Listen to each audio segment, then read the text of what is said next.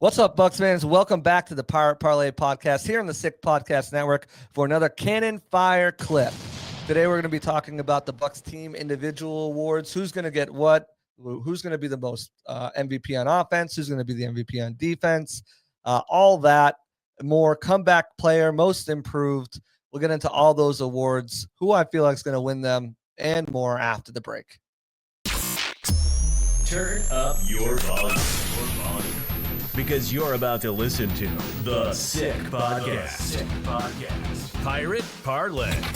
Battle intercepted, picked off in the end zone. Bucs are going to beat the Chiefs. We're the champions of the world. The sickest Tampa Bay Buccaneers podcast. It's going to be sick.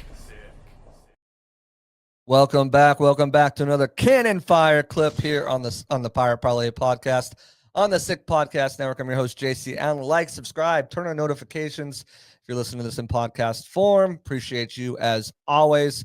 Let's just jump right into it. Every year I post my team awards, team superlatives, whatever you want to call them. Pretty much the Buccaneers, offensive MVP, defensive MVP, rookie of the year, and so on. So I figured this year, let's not just post it over at Bucs Game Day, which it will be in written form. Go check out all of our content over there. But we're also going to talk about it here on one of our Cannon Fire clips. So without further ado, I will give you my 2025 Bucs Team Award winners, superlatives, whatever we're calling them. On offensive MVP, we have Baker Mayfield. This team is going to live and die on the shoulders of Baker Mayfield, on the arm of Baker Mayfield. And if they're going to have any shot of not just winning the NFC South, but more, he's going to have a duplicate performance. I'm not saying exact numbers, 41 touchdowns, 4,500 yards. Those can be down a little bit more with some regression, with the running game taking a little bit more onus, with the defense taking a little bit more as well. But for the most part, Baker's got to be Baker. And I think what's holding people off on a lot of things about Baker Mayfield, and don't get me wrong, you look around the league and he's top 10 quarterback by a lot of people, top 8 by Fox, I think, put out today. But the things that people are saying, is he a Super Bowl? Can he win a Super Bowl? Can he bring you there?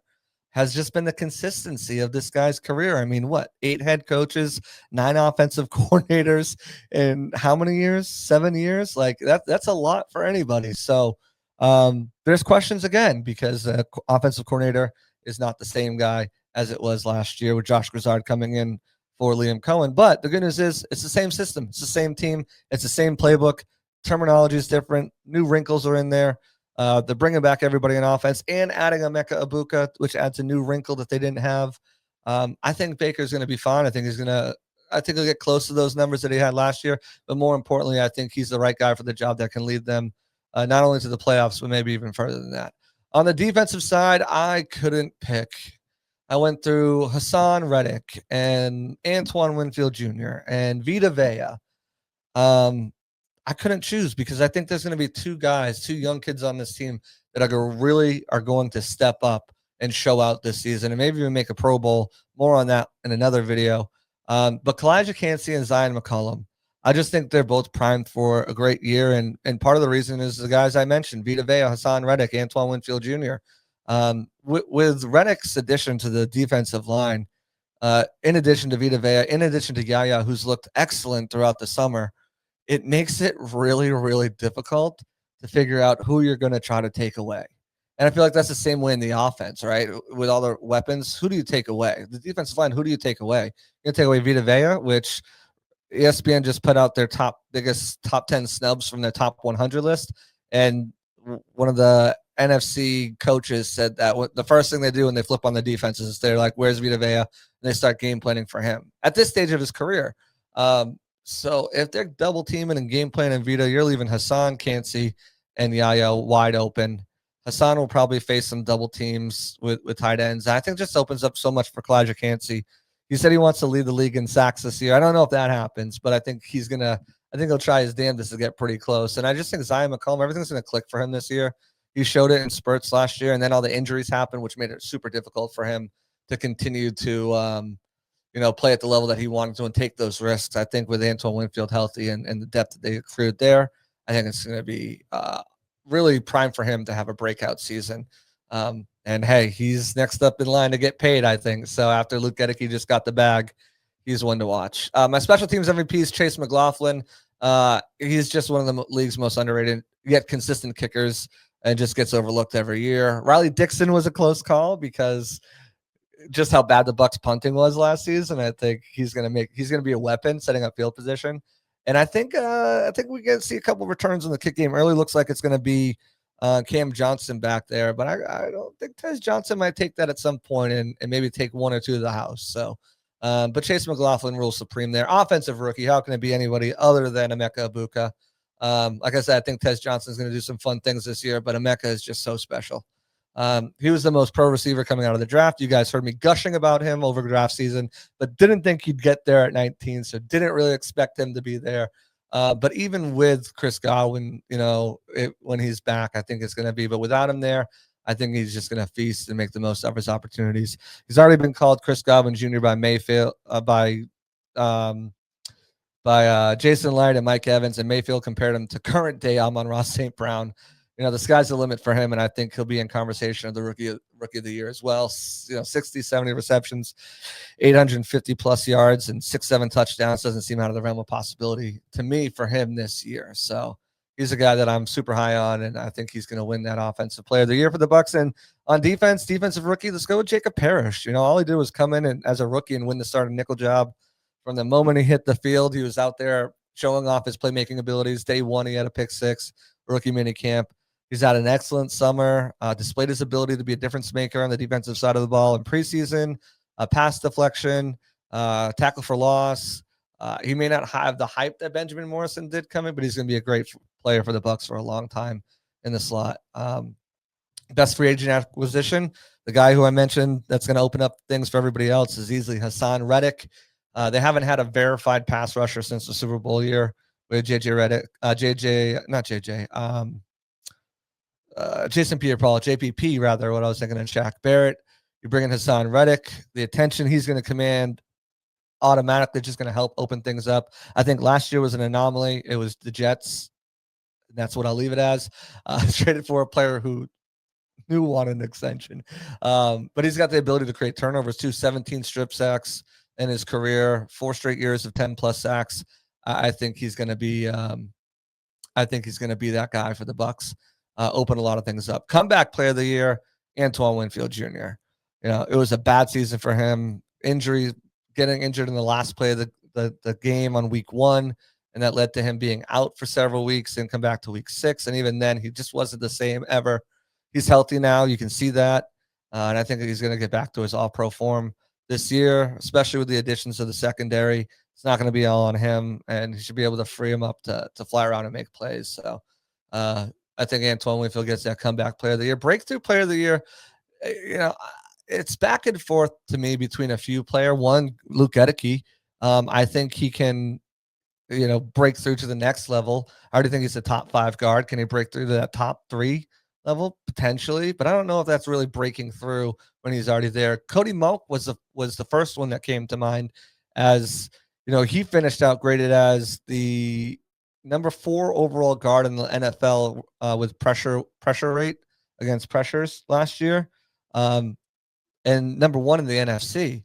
And you look at he only let up 2 sacks last season, and he was just an amazing player for the Bucs. And when you look at, I think he's going to be with Gedeke, someone who just takes that next step already. I don't know if a breakthrough is there when you're, finishing again, didn't allow a sack after week 3, only allowed 2 in the season. And his pressures were like 16, 15 as well. So, I don't know how much more breakthrough you can get. So I went to Payne Durham feels like a good answer to me here. I don't know if it's like breakthrough, like he's a household name, but K. Dotton's already been dealing with ailments. He's been an Iron Man in the first 3 seasons, rarely leaving the field. He got banged up for the final 3 seasons, and Durham really showed out those final 3 games. He had, I think he had like 9 grabs, but 5 of them went for first downs. He had 2 touchdowns on those as well in the red zone. And with on the sideline for the most of the camp, he's had that increased opportunities and made the most of them. He's proven that he's trustworthy target for quarterbacks, especially in the red zone. I think he'll have a bigger role this season. Again, breakthrough. I don't think he breaks through into this ginormous role because there really isn't one for anyone to break through into. But I think him taking a step up in being more involved in the game plan as far as giving some Cade some breathers and being someone that they feel are comfortable to throw out there. That's a breakthrough to me. We'll go with that. All right, we'll wrap these ones up. Breakthrough player on defense, I have Savassi Dennis. Hey, lots riding on this kid this season.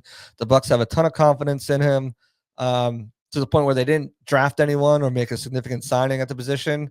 They brought back Levante David. They signed Anthony Walker, but then cut him. And last year, the Tampa Bay's defense struggled mightily guarding the middle of the field. And the hope is that Dennis can bring stability to the position.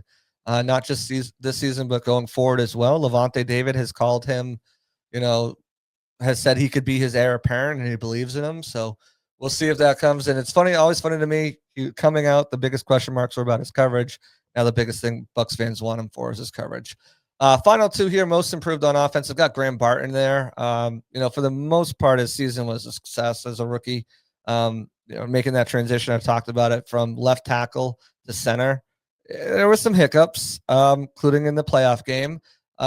But he's looked really good. There's high hopes that with his continued development, he can become one of the league's best centers. And he's had a really good summer and looks poised to have an excellent sophomore campaign. So I think Graham Barton is going to take his game to the next level this year. And I think the same can be said about Tyke Smith, who's my most improved on defense. Fast start in his rookie season at that nickel spot. Injuries knocked him out for a few weeks, and they're just never the same towards the end of the season. So they moved him to safety this season because they want to get him on the field more other than just nickel snaps. And he's looked solid. There's going to be some ups and downs along the way, but once he settles in, I think he'll add a different dynamic to that Bucs defense at safety, with just how versatile he and Antoine Winfield are, and Jacob Parrish. And, you've got a lot of guys who can do a lot of things. And I think he's in line to have a really good season this year. And that's my most improved. So those are my superlatives there for the Buccaneers, who I think is going to win those awards. Rate it, hate it, debate it, whatever you want to do down in the comments. Let me know how you feel about those. Where did I go wrong? Roast me if you think I hedged my bets with the dual winners over the code MVPs on defense. But as always, appreciate you guys. Like, subscribe, turn on notifications. That way you guys get notified when these Cannon Fire clips they go live. But that's going to do it for me here at the Parlay Podcast on the Sick Podcast Network. I'm JC Allen, and I'm out of here. Peace. And that's a wrap. Hope you don't miss us too much until next time. Follow the Sick Podcast Pirate Parlay on YouTube, Facebook, Google Play, and Apple Podcasts.